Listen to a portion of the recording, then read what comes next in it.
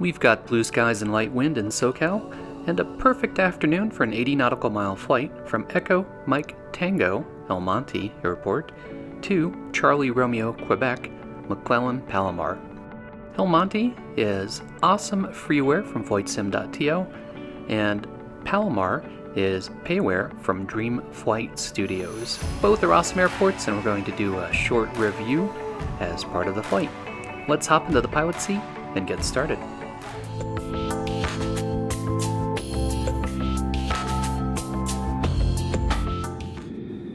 Alright, we are in the Cessna 152, so we'll hide the yoke here and go through our startup checklist. So we'll get the battery master on, we'll get the fuel selector on, we'll crack the throttle, get the mixture to full rich, and prime it since it's our first flight.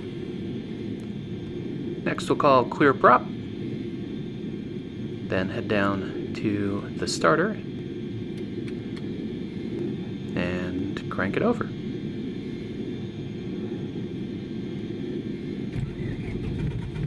Alright. We'll adjust the throttle, check our gauges, everything looks good, and then we'll head over and get the alternator on.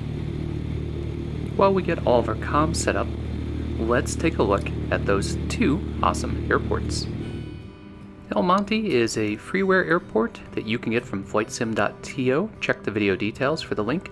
It's got great custom buildings modeled, such as the restaurant and the flying club here, and it's just a great general aviation airport to fly out of. McClellan by DreamFlight Studios is a work of art. I am always amazed at the level of detail that some of the payware airports have. You've got things like the interior of the tower modeled. You've got objects all over the place, beautiful custom buildings, cones, cars, ramps, you name it. You could just hop into the drone camera and spend a while exploring this airport. Fantastic, get it now. We'll hop into ForeFlight Web, turn on the satellite view and aeronautical overlay to see what's going on. We have an insanity of airspaces to navigate. We are taking off from a Class Delta, which is El Monte. The Class Bravo is just south of us. We're going to head north and look for this waypoint, which is this golf course, then turn east. We'll follow the highway to the rec area, should be very easy to spot, and from there we're going to turn southeast. And then from this point on, we are threading the needle. So we've got to stay underneath the Bravo shelves for the LA Bravo, but we've got to climb up to 5,500 so we can overfly the Charlie shelves of John Wayne. We will use the El Toro VOR to help us do that. We're going to navigate to it and then head south to Dana Point, which will be a nice visual waypoint. Then we're going to follow the coastline. There is restricted airspace along the coastline, but when you check the details for those restricted airspaces, the one that's active is below 2,000, the one that's 2,000 and up is by NOTAM. There's currently not a NOTAM for it, so we are good as long as we fly over 2,000. We'll look for Oceanside as a visual waypoint, and then we can expect a right downwind for runway 24 of Palomar. El Monte ground, November 359 Golf Charlie with information India. We are a C152 slant alpha. Request flight following destination Romeo Charlie Quebec Palomar at 5,500. Remain clear Class Bravo, maintain VFR at or below 2,000, departure 125.5, squawk 2313, November 359 Golf Charlie. Alright, we've got so many airspaces to navigate. Picking up flight following is a no-brainer because we'll be in communication with ATC the entire way. Alright, we are ready. El Monte ground, Cessna 359 Golf Charlie at FBO, ready to taxi with information India. Taxi and hold short, runway 19 via Alpha Bravo, Cessna 359 Golf Charlie. Alright, we are off. Just like my past couple of flights, I'm using my rudder pedals again, just to continue to practice with those. We're running with real-time, real weather, and live ATC from liveatc.net. And the windsock is pointed in the correct direction, so that's good. We do want to take off into the wind. Check out the custom signage modeled with the freeware airport. Nice job. El Monte Tower, Cessna 359er Golf Charlie, holding short, runway 19er. Cleared for right downwind departure, runway 19er, Cessna 359er Golf Charlie. Alright, game on. As we depart, I'll give you the update on my real-life flight training. So the weather here has not been cooperating the past week, although it's finally looking better.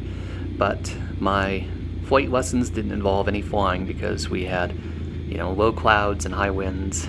I did have some ground lessons, so we have a classroom building and also a simulator at the flight school. So the ground lessons were very Top Gun-ish. The instructor had a model of a Cessna, like a plastic model of a Cessna, and he was holding it up and tilting it around so you could see what happens when the airplane rolls and when it yaws. We were talking about stability, center of gravity, things like that.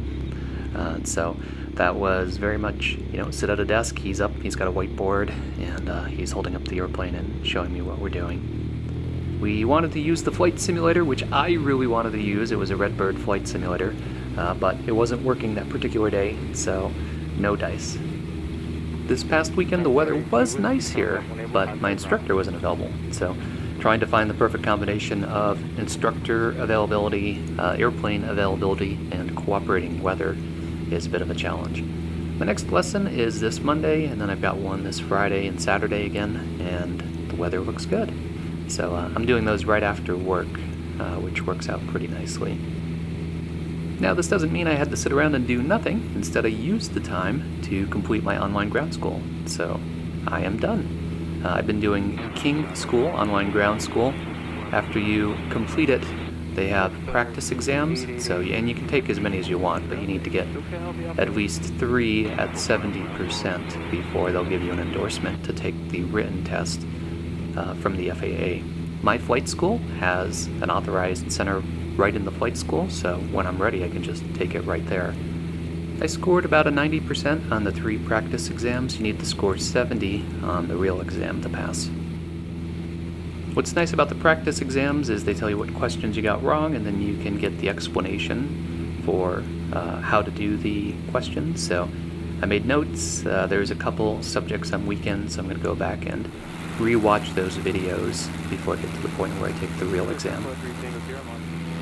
One of the other things that occurred to me this weekend is that there are lots and lots of YouTube videos for students doing flight training by flight schools. So I've been watching them to see how people are coaching on landings, coaching on the pattern, power, stuff like that, and it's definitely helpful. Alright, we've got our turning point ahead in sight, so we are now going to sit back and enjoy that awesome flight simulator scenery.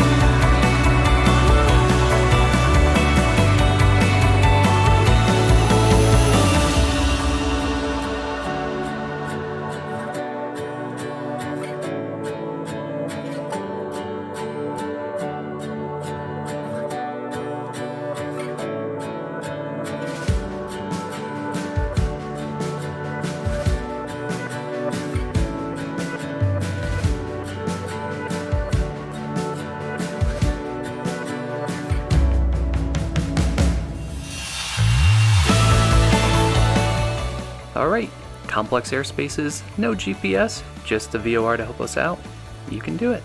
So I love these types of flights. It was very scenic and it was awesome feeling like I was going someplace. For my real life flight training, as I said, tomorrow is my next flight, so I'm sure I'll have a lot more to say about that and I'll keep you guys posted on how it's going. So if you enjoy content like this, be sure to click that like button, leave me a comment, and as always, don't forget to subscribe. It really helps the channel. Thanks as always for flying along with me, and stay tuned for further flight adventures.